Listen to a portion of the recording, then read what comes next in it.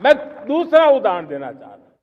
अब ऊर्जा के क्षेत्र में हम सब जानते हैं कि हम एनर्जी के लिए बहुत सारे देशों पर डिपेंडेंट है। पेट्रोल हो, डीजल हो, गैस हो, लाखों करोड़ रुपए हमें खर्च करके लाना पड़ता है। हमें इस संकट से देश को आत्मनिर्भर बनाना, ऊर्जा में आत्मनिर्भर बनाना बहुत जरूरी है। हमने बीड़ा उठाया और आज 11 वर्ष में सोलर एनर्जी 30 गुना बढ़ चुकी है। हम नए नए डैम बना रहे हैं ताकि हाइड्रो का विस्तार हो और हमें क्लीन एनर्जी की उपलब्ध हो। भारत मिशन ग्रीन हाइड्रोजन लेकर के आज हजारों करोड़ रुपए इन्वेस्ट कर रहा है। भविष्य की ऊर्जा को ध्यान में रख करके, ऊर्जा के क्षेत्रों को ध्यान में रख करके भारत न्यूक्लियर एनर्जी पर भी बहुत बड़े इनिशिएटिव ले रहा है। न्यूक्लियर एनर्जी में 10 नए न्यूक्लियर रिएक्टर तेजी से काम कर रहे हैं। 2047 तक, जो कि हमने विकसित भारत का लक्ष्य तय किया है, जब देश की आजादी के 100 साल होंगे, हम परमाणु ऊर्जा क्षमता 10 गुना से भी अधिक बढ़ाने का संकल्प लेकर के आगे बढ़ रहे हैं। मेरे प्यारे देशवासियों, रिफॉर्म एक निरंतर प्रक्रिया है। समयानुकूल परिस्थिति के अनुसार रिफॉर्म करते जाना होता है। हम न्यूक्लियर एनर्जी के क्षेत्र में बहुत बड़े रिफॉर्म लेकर के आए। अब हमने प्राइवेट सेक्टर के लिए भी परमाणु ऊर्जा को उसके द्वार खोल दिए हैं। हम शक्ति को जोड़ना चाहते हैं। मेरे प्यारे देशवासियों, दुनिया जब आज ग्लोबल वार्मिंग को लिए चिंता करती है, तब मैं विश्व को भी बताना चाहता हूं कि भारत ने तय किया था कि हम 2030 तक क्लीन एनर्जी भारत में 50% पहुंचा देंगे। ये लक्ष्य हमारा 2030 तक था।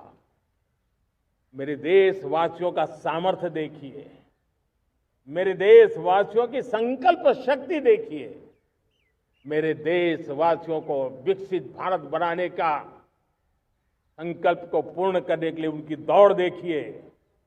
हमने जो लक्ष्य 2030 में तय किया था, वो 50% क्लीन एनर्जी का लक्ष्य 2025 में हमने कर लिया। 5 साल पहले हमने अचीव कर लिया, क्योंकि विश्व के प्रति भी हम उतने ही संवेदनशील हैं, प्रकृति के प्रति भी उतने ही हम जिम्मेवार लोग हैं। मेरे प्यारे देशवासियों, बजट का बहुत बड़ा हिस्सा ये पेट्रोल, डीजल, गैस, इन सबको लाने के लिए खर्च होता था। लाखों करोड़ रुपए चले जाते थे।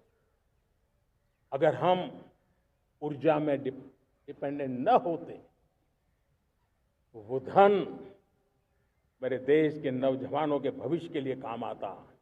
वो धन मेरे देश के गरीबों को गरीबी के खिलाफ लड़ाई लड़ने में काम आता।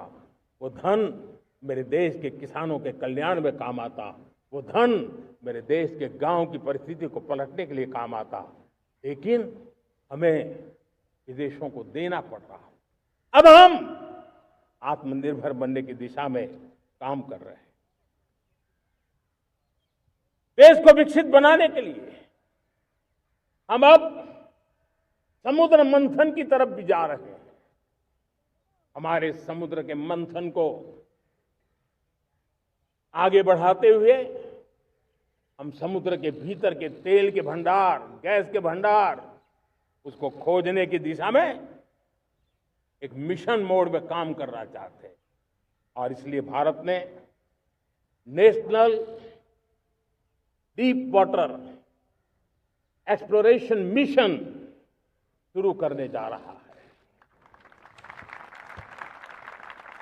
ये ऊर्जा इंडिपेंडेंट बनने के लिए ये हमारी महत्वपूर्ण घोषणा है। मेरे प्यारे देशवासियों, आज पूरा विश्व क्रिटिकल मिनरल को लेकर के बहुत ही सतर्क हो गया है। उसके सामर्थ्य को लोग भली भांति समझने लगे हैं। कल तक जिस तरफ ज्यादा ध्यान नहीं था, वो आज सेंटर स्टेज पे है। हमारे लिए भी क्रिटिकल मिनरल्स में आत्मनिर्भरता बहुत अनिवार्य है। एनर्जी का सेक्टर हो, इंडस्ट्री का सेक्टर हो, रक्षा क्षेत्र हो, टेक्नोलॉजी के हर क्षेत्र हो, आज क्रिटिकल मिनरल्स की टेक्नोलॉजी के अंदर बहुत अहम भूमिका है। और इसलिए नेशनल क्रिटिकल मिशन हमने लॉन्च किया है।